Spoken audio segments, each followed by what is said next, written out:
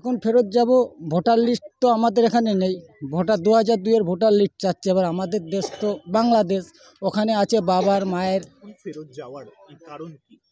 কারণ কি আমাদের কোনো ডকুমেন্ট নেই, এখন এই সাইজ চালু হয়েছে তার জন্য। এই 7-8 বছর ধরে এখানে কোথায় থাকতেন? কলকাতাতে, কলকাতার কোথায়?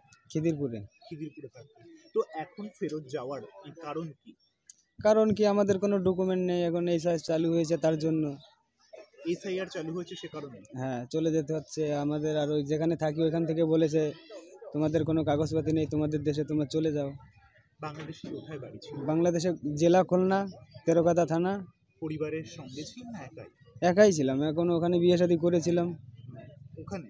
হ্যাঁ তাহলে এখন বাংলাদেশে ফেরত যাচ্ছেন? হ্যাঁ। এখানে এসেছেন, এখানে কতদিন এসেছেন? কোথায়? এখানে এখানে আসা হয়েছে, এখানে 2 দিন আসা হয়েছে। আমার নাম মোহাম্মদ রুবেল মোল্লা। কোথায় থাকতেন কলকাতায়? খিদিরপুর। খিদিরপুরে থাকতেন। কিভাবে ভারতে এসেছিলেন? ভারতে আমি তো আসিনি, মানে আমাকে নিয়ে এসেছে আমার মা বাবা, মনে করে ছোট থাকতে। ছোট থাকতেন। কি নাম আপনার? রবিউল শেখ। রবিউল শেখ। আর বাংলাদেশের কোথায় ঠিকানা? খুলনা জেলা। খুলনা জেলা। এখন ফেরত যাবেন কেন? এখন ফেরত যাব। ভোটার লিস্ট তো আমাদের এখানে নেই। ভোটার 2002-এর ভোটার লিস্ট চাচ্ছে। এবার আমাদের দেশ তো বাংলাদেশ, ওখানে আছে বাবার মায়ের।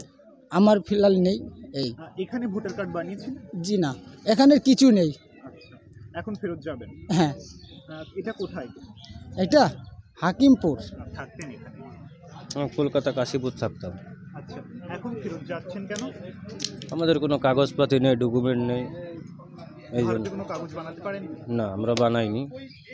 আর ভারতে কবে এসেছিলেন? এসছি 1-1.5 বছর হচ্ছে। 1-1.5 বছর। কিভাবে এসেছিলেন? এমনিই চলে এসেছিলাম। ফেরত যেতে চাইছেন কেন? কী করবো, এখানে কাগজপাতি না হলে থাকতে দিবে না, এই জন্য চলে যাচ্ছি। আমাদের ওখানে লোকাল থানা বললো তোমরা চলে যাও, তোমাদের কাগজপাতি নেই। বাংলাদেশে কোথায় বাড়ি? যশোর জেলা।